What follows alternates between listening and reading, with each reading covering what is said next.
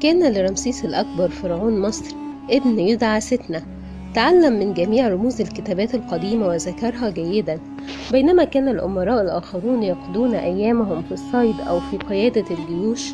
كان ستنة يستمتع بقضاء وقته كله في القراءة والدراسة.